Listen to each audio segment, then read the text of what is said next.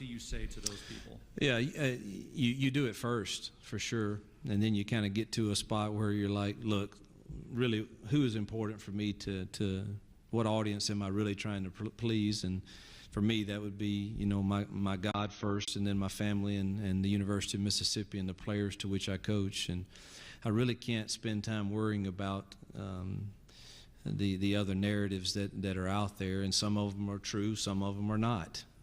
And so if I spend my time trying to worry about that, I'm not being fair to the young men that have chosen to come play for us. And like I've said repeatedly today, ultimately, we're going to be held accountable for any wrongdoing. I would assure you that the NCAA has done a thorough job in investigating every single claim that has come against us, and so we'll be held accountable for that at that time. Personally, I have no desire, no interest whatsoever. Never have. That's not an issue that I would struggle with. I have my issues, but that's not it. And hopefully our staff will be found to have followed my suit. But there are things that we're going to have to answer for, and we will in the proper time. Hey, Coach. TJ Wary, WJTV Jackson. Throughout this whole process, and since you've been at Ole Miss in the investigation now, do you feel like you're staying true to yourself, even though all this stuff is going on? Yeah, without a doubt. We'll go front row right here. Tom, WVTM TV in Birmingham. When stuff like this happens, I mean, it's natural for college football fans to question your integrity. Yep. I mean, how have you dealt with that, and what would you say to anybody out there who is questioning yours? Again, you come to a spot where you decide who your audience is, and my parents always taught me a good name is to be desired above great riches. I wish that was what my name was, and it has been for all of my career for the most part, and maybe will again, but really the audience that I should care about is the bad thing is I really want my faith and who I am as a person and as a husband, as a father, and as a coach, and the mentoring of young men. That's what you want to be known for, not obviously what's circulating here. I would encourage people to read in depth the allegations and the response that our university has made, and then wait and see what all comes out when we face the Committee on Infractions.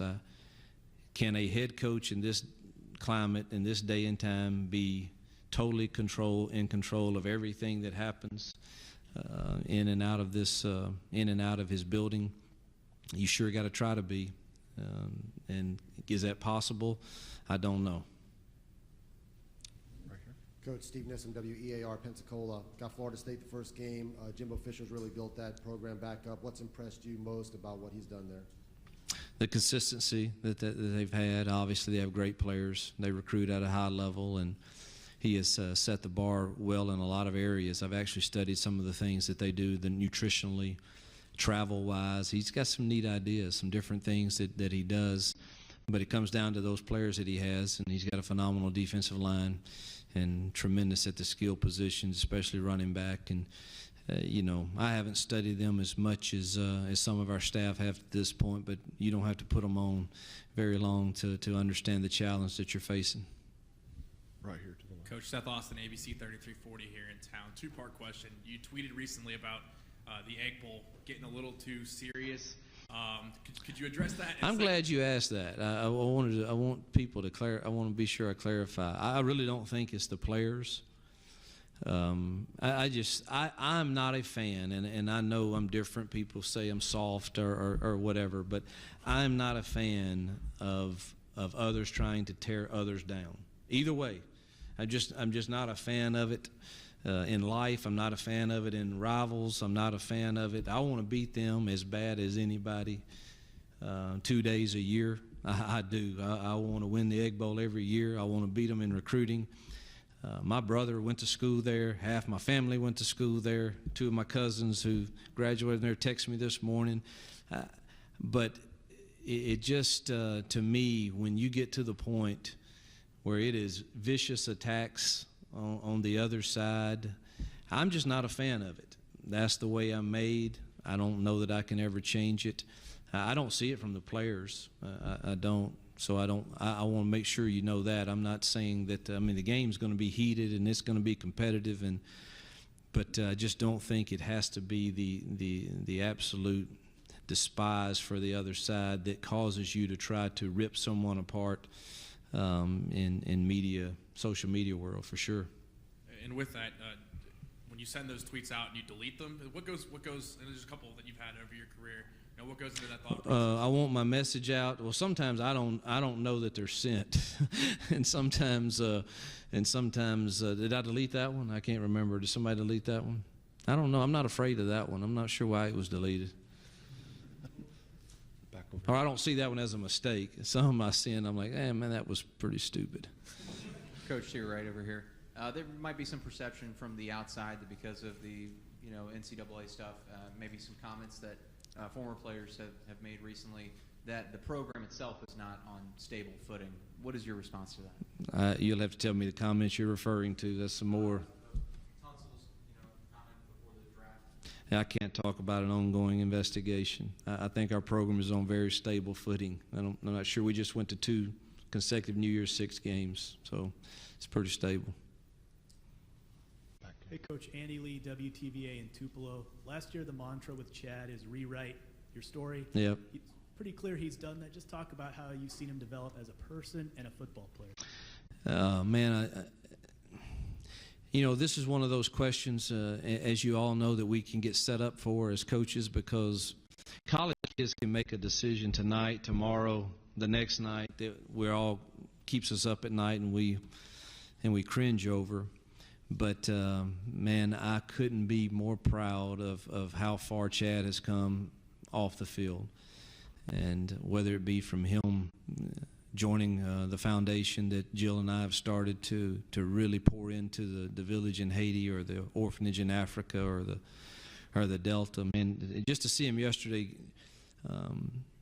Long story short, but our first trip there with Chad, where I made him go, or suggested he went.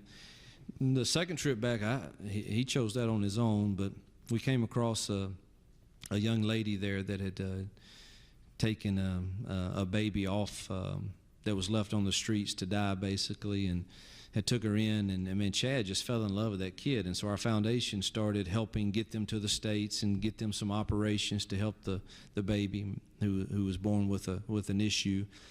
And they show up in Oxford yesterday, and the time that I saw them with Chad, and the baby's growing now, just things like that, and then his leadership and his work ethic and his love for the game. His GPA, he's going to graduate with 3 hours left this fall. So redeeming his story has been quite nice to this point, and I see no reason it won't go to the end.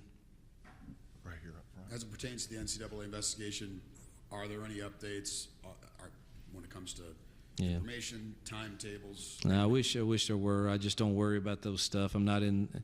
I asked yesterday because I knew I'd be asked that, and it would be a total guess by our administration on any timetable. We're going to go right here. It's me? Okay. Coach Jacques Duse, WAFB TV in Baton Rouge. You've been able to go head-to-head with LSU pretty well. Can you talk about going there this year and last year? It appeared Coach Miles, perhaps his career was over after your game when you won handily. Your thoughts on the job he's done? I love Les.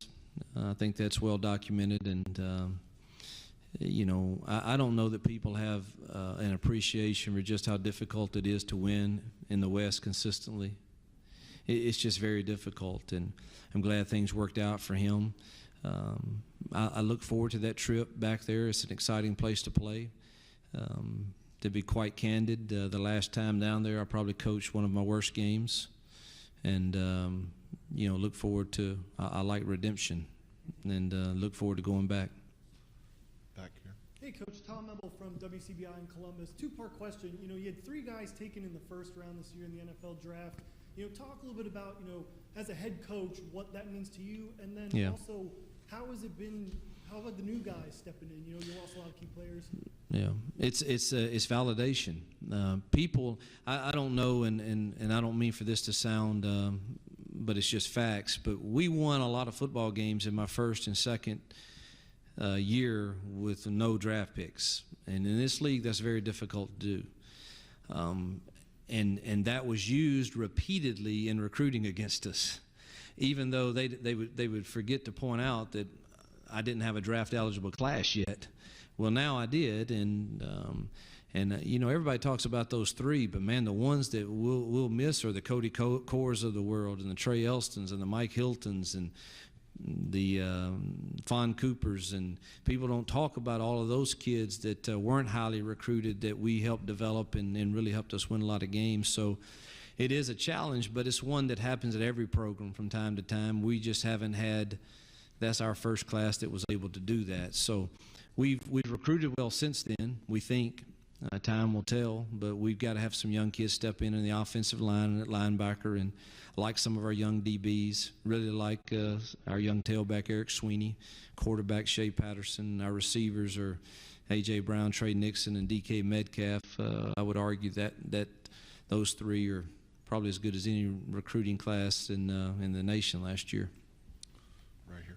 Coach, I know your end goal is always championships, but what value have you seen, if any, for your program with back-to-back wins over Alabama?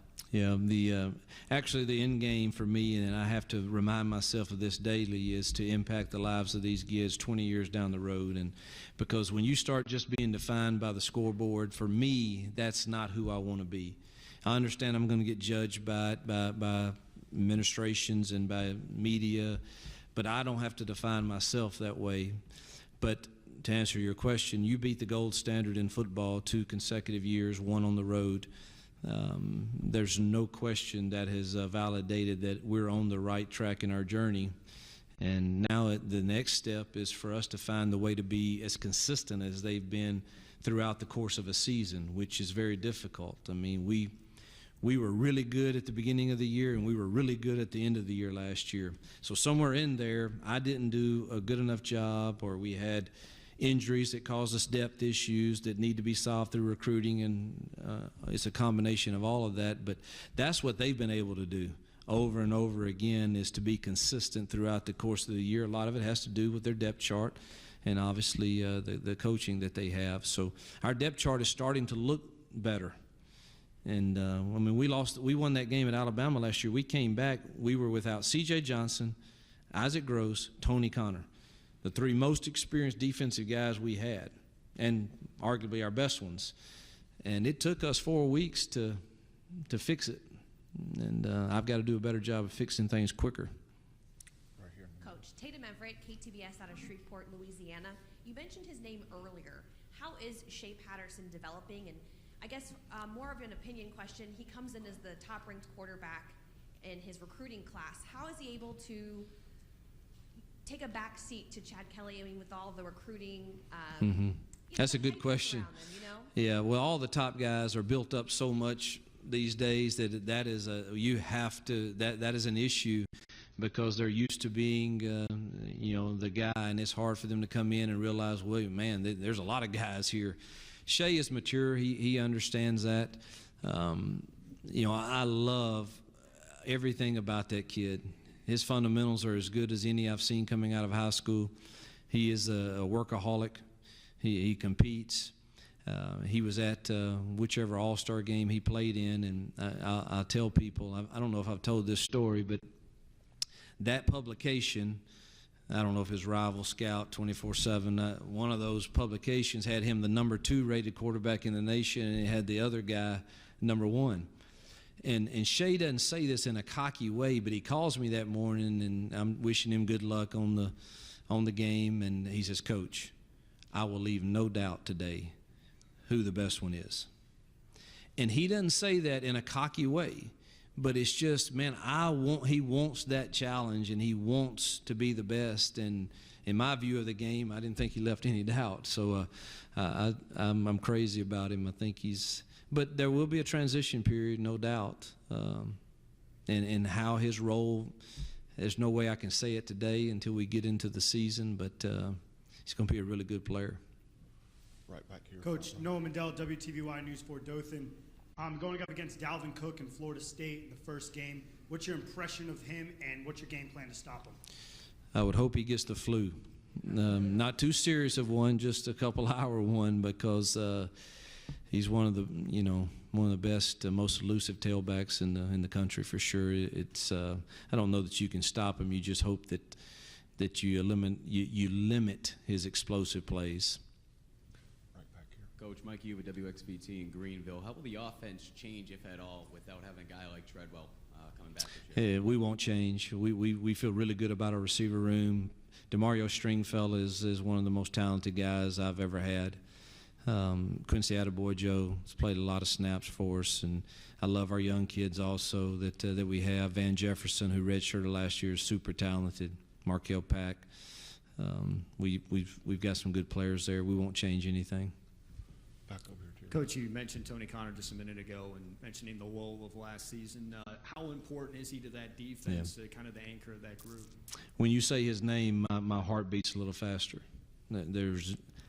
This guy's a football player, and he was the heart and soul of really kind of. He doesn't talk. He don't want to be interviewed. He don't want to talk. He don't want to.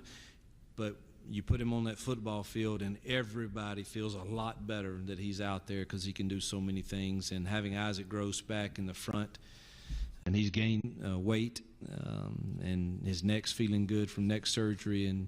But having those two backs, those guys understand the game of football and what the demands it takes to be really good. Right back here. Coach, you mentioned you liking the young guys. How's A.J. Brown doing? What do you like about him? Yeah, he's a freak. His hand strength is phenomenal. He doesn't look like a freshman when he's out working out.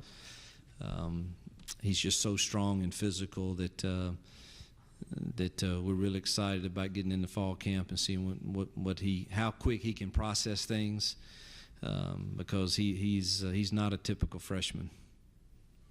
Right here. Coach, right here in the middle, Al Ratcliffe, CBS 42. Just looking at your wrist, the blue band says "Take a stand." Yeah. What does that mean, and why are you wearing it? Well, that was our theme 2 years ago. I actually have. I have a couple on. I probably should have taken them off. We'll have another one this year. We always have a theme. I get it from usually a book that I read in the summer. This year's is coming from Mark Batterson's Chase the Line, and it'll be Rise Up. And it's really, I write a character trait program every year from that book that I teach our players. And I teach it every Sunday to them before we start team meetings. And that whatever character trait it is that week, it goes on throughout the entire week. And then we'll start another one the next Sunday, and our position coaches are required to give a real-life example of when they didn't get it right. I think that's one of the best teaching tools you can have as a parent or a coach is let me tell you when I screwed this one up, I didn't get this one right. And usually the letters in whatever word we use kind of there'll be some kind of meaning to that. Final question right here. Coach, right here, Micah Fleet, WAPT in Jackson, Mississippi. 2 years ago, TCU coach Gary Patterson said he noticed some tendencies that you have out of certain formations. Last year after the loss to Memphis, Coach Justin Fuente said the same thing. Is that something that you've noticed? And if so, how are you trying to fix that? Yeah, I think we all have tendencies. I don't know what Justin said, or I know that Coach Patterson called me after some of the media talked about that and actually told me exactly what he meant, and that was helpful, so I appreciate that. Maybe Justin had called me and tell me the same thing, but you're always trying to break tendencies. We do all the self-scout, and we did average 500-something yards in the SEC, so everybody didn't have that same clue to us. So, but we'll continue to try to improve on that. Okay, thank you very much.